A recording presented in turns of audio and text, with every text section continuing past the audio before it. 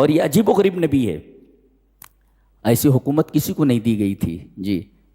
ملکہ سبا ہے جی، ملکہ سبا صرف انسانوں پر حکومت کرتی تھی جی، ان کی حکومت جنوں پر بھی تھی۔ اچھا، ملکہ سبا چڑیوں کی زبان نہیں سمجھتی تھی، یہ نبی چڑیوں کی زبان سمجھتا تھا۔ ملکہ سبا چیونٹیوں کی زبان نہیں سمجھتی تھی، یہ چیونٹیوں کی زبان سمجھتا تھا جی، اور بہت پاورفل بادشاہ تھا۔ جب ہدہد نے آ کر کے خبر دی کہ ایک عورت ہے جو حکومت کر رہی ہے، کہا کہ کون سا گاؤں ہے؟ بولے شہر ہے، وہ شہر سبا۔ کہا اچھا۔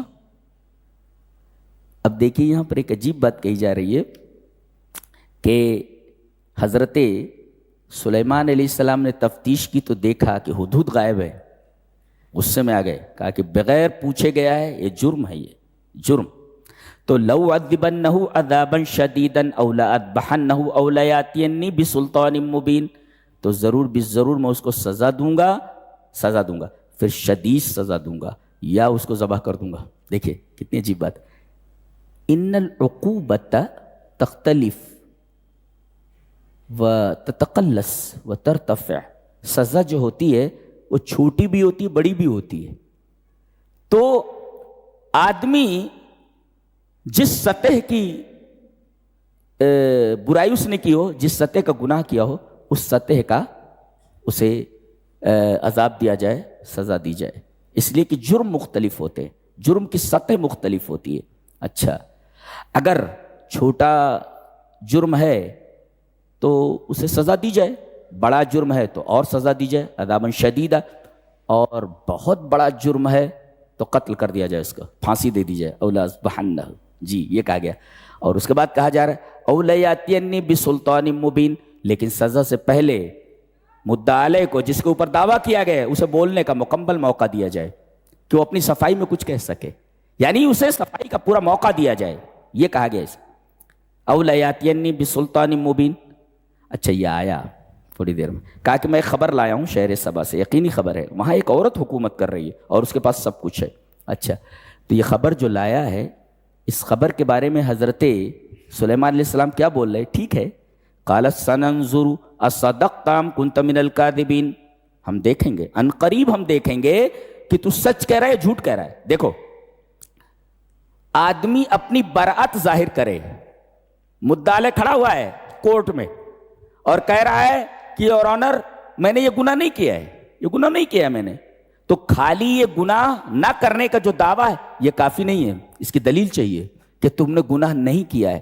حضرت نے فرمایا سننظر، ہم تفتیش کریں گے، دیکھیں گے، نظر کریں گے کہ تو جھوٹا ہے یا سچا ہے، باقاعدہ اس کی تفتیش کی جائے۔ ایک اور یہاں سوفا نہیں ہے، سننظر ہے، سوفا کہتے ہیں دیر میں دیکھیں گے، مستقبل بعید، اور سا ہوتا مستقبل قریب کے لیے، یعنی جسٹس ڈیلیڈ جسٹس ڈینائڈ، اگر فیصلے میں دیر کی جائے تو فیصلے کا انکار ہے، یہ لا کا ایک قاعدہ ہے، جسٹس ڈیلیڈ جسٹس ڈینائڈ، اگر فیصلے میں تاخیر کی جائے تو فیصلہ نہ کرنا ہوا جی۔ تو یہ کہا گیا، سین لایا گیا، یعنی فیصلہ جلد سے جلد کر دیا جائے۔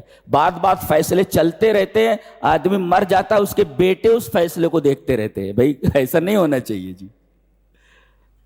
ہمارے وکلا اور ہمارے ججز یہ بہت بڑی کرسی اور بہت بڑے عہدے پر بیٹھائے ہوئے ہیں، اللہ تبارک و تعالیٰ ان کے ساتھ قیامت کے دن بہت اچھا سلوک کرنے والا ہے، امام عادل، فیصلہ مر جاتا ہے آدمی، فیصلہ نہیں ہو پاتا، کہا سننظر لا سوفا، یعنی جسٹس ڈیلیڈ جسٹس ڈینائڈ، یہ اس آیت کریمہ سے معلوم ہوا جی۔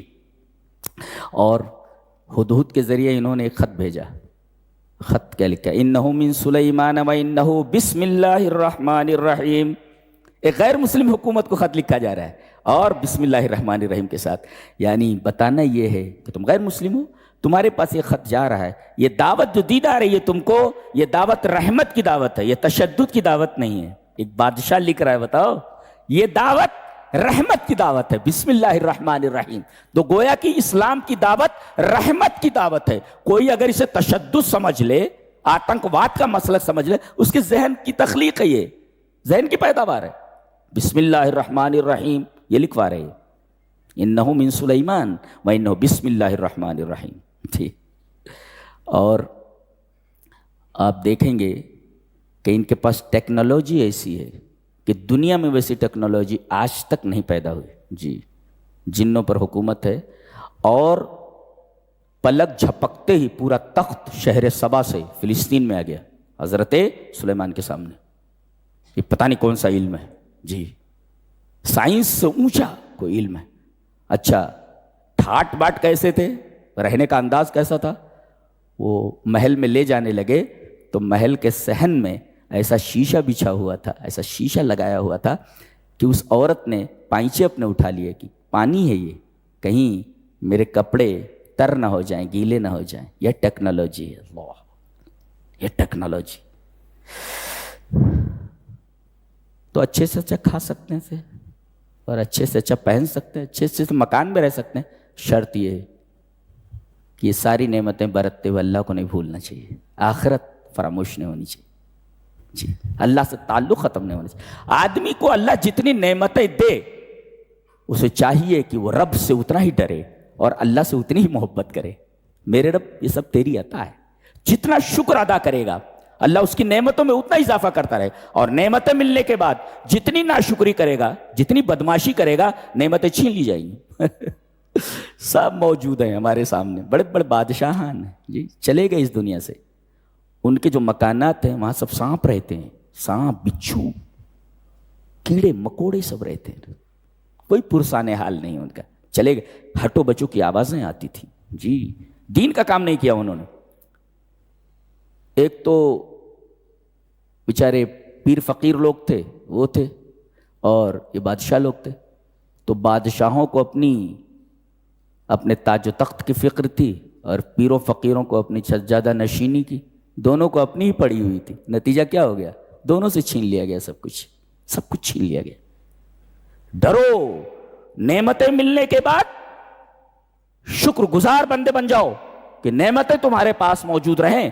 ناشکری کرو گے تو نعمتیں چھین لی جائیں گی. کان پکڑ کر کے فٹ پاتھ کے اوپر کھڑا کر دیا جائے گا. یہ قانون ہے رب تعالیٰ کا. جی, قانون ہے اللہ کا. اسی وجہ سے کہا گیا وَمَنْ شَكَرَ فَإِنَّمَا يَشْكُرُ لِنَفْسِهِ وَمَنْ كَفَرَ فَإِنَّ رَبِّي غَنِيٌّ كَرِيمٌ. جو شکر کرتا ہے اپنے لیے کرتا ہے, اور جو ناشکری کرتا ہے میرا رب غنی ہے, کریم ہے. کرو یا نہ کرو, اللہ بے نیاز ہے, وہ بے نیاز ہے.